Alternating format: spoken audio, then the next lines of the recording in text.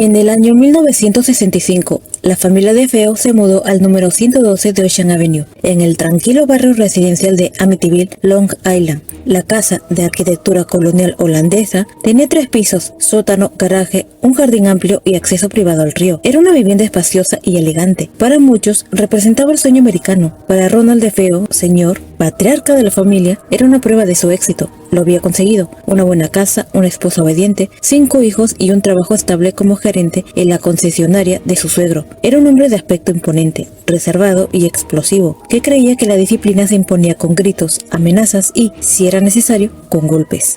Su esposa, Louise, lo seguía con sumisión. Criada en un entorno católico conservador, había renunciado a sus propios sueños cuando se casó joven con Ronald. Era callada, elegante y de carácter frágil. En los primeros años de su matrimonio aún intentaba enfrentarlo con suavidad, especialmente cuando la violencia comenzaba a escalar, pero con el tiempo dejó de luchar. Prefería fingir que todo estaba bien, mantener la calma para proteger a sus hijos. Ronald Bosch de Feo Jr., el hijo mayor, nació en 1951. Desde pequeño fue víctima del carácter violento de su padre. Lo golpeaba por desobedecer, por no comer, por hablar de más o por simplemente estar allí en el momento equivocado. El resto de los niños, Don, Allison, Mark y John Matthew, también conocieron los gritos, las puertas cerradas con furia, los silencios tensos que duraban días, pero era Bosch el blanco principal. Con el tiempo se volvió introvertido, aislado y desarrolló un comportamiento errático.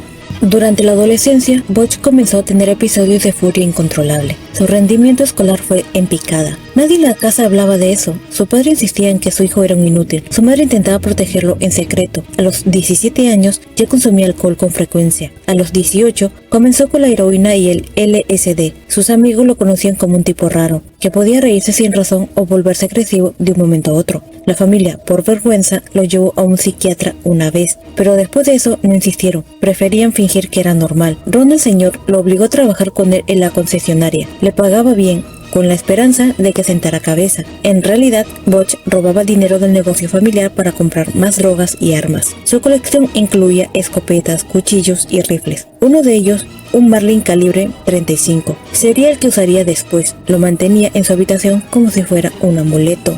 Las discusiones entre padre e hijo se volvieron más violentas. Hubo días en que Ronald señor le apuntó con el dedo en la cara mientras le gritaba que era un fracasado. Hubo noches en que Bosch se encerraba en el baño, con los ojos enrojecidos, murmurando que su padre lo iba a matar o que alguien debía detenerlo. En 1974, la tensión en la casa era insoportable. Don, con 18 años, soñaba con irse a Florida. Había peleado varias veces con su padre, sobre todo porque él no quería dejarle estudiar fuera. Allison, de 13, era una chica callada, sensible. Mark y John, los pequeños, aún creían que todo estaba bien. No entendían por qué mamá lloraba a escondidas o por qué Bosch a veces hablaba solo. La noche del 12 de noviembre parecía normal, casi. La familia cenó juntos. No hubo gritos esa vez, tal vez porque ya no había más palabras. Bosch subió a su cuarto temprano. Don se quedó leyendo. Luis lavó los platos en silencio. El reloj marcaba poco después de las 3 de la madrugada cuando Bosch salió de su habitación con el rifle en las manos. Nadie lo vio.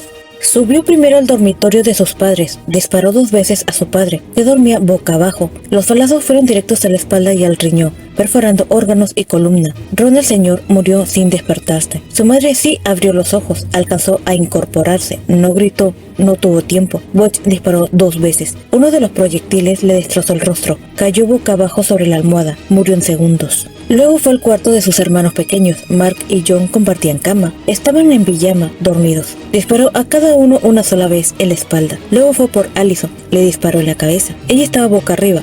Tal vez lo vio, tal vez lo reconoció. El impacto le reventó el cráneo. Por último, entró a la habitación de Dawn. Ella también recibió un disparo en la cabeza. Lo más inquietante, todos fueron hallados boca abajo, con las sábanas hasta los hombros como si aún durmiera. Nadie escuchó los disparos, ningún vecino, ningún grito, ninguna señal de lucha. La teoría de que les había dado sedante fue descartada en la autopsia. No había rastros de drogas ni alcohol en los cuerpos. Algunos expertos sugirieron que los disparos con rifle Marlin 35 eran lo suficientemente fuertes como para haber despertado a todos, pero eso no ocurrió.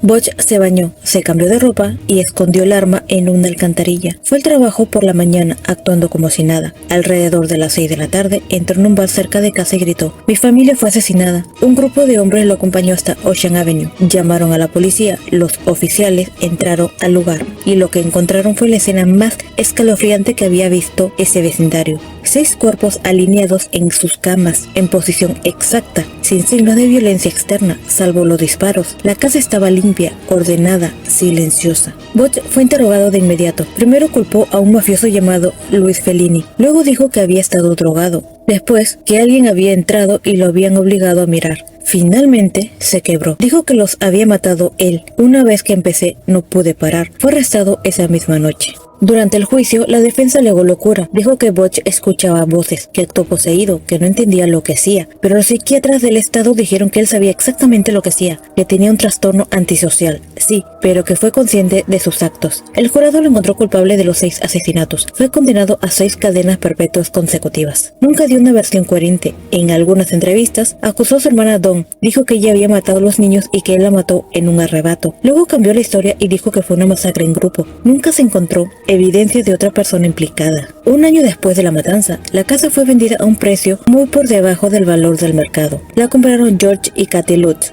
una pareja joven con 3 hijos. Querían una casa grande, tranquila, sabían lo que había pasado, pero no creían en supersticiones. Se mudaron en diciembre de 1975.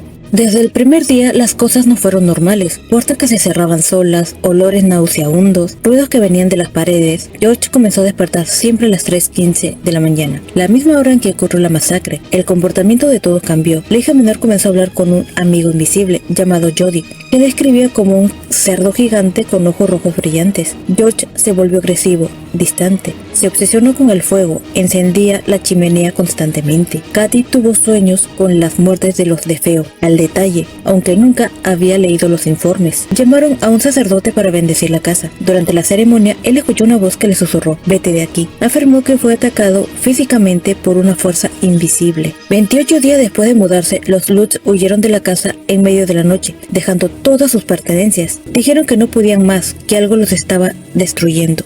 La historia fue recogida por un periodista y convertida en un libro, The Amityville Horror. Luego vino la película, y después una controversia que dura hasta hoy. Algunos afirman que todo fue montaje, que los Lutz exageraron, que buscaron dinero, pero ellos, incluso después de separarse, nunca cambiaron su versión. La casa sigue en pie, ha tenido otros dueños, le han cambiado el número, la han remodelado. Nadie, desde entonces, ha informado fenómenos paranormales, pero las huellas del horror siguen ahí, no solo por lo que se dijo que pasó, sino por lo que realmente ocurrió. Una familia destruida desde dentro, silenciosamente, hasta explotar una madrugada en que el hijo mayor tomó un rifle y decidió terminar con todo. Una casa perfecta, con una historia que nadie puede borrar.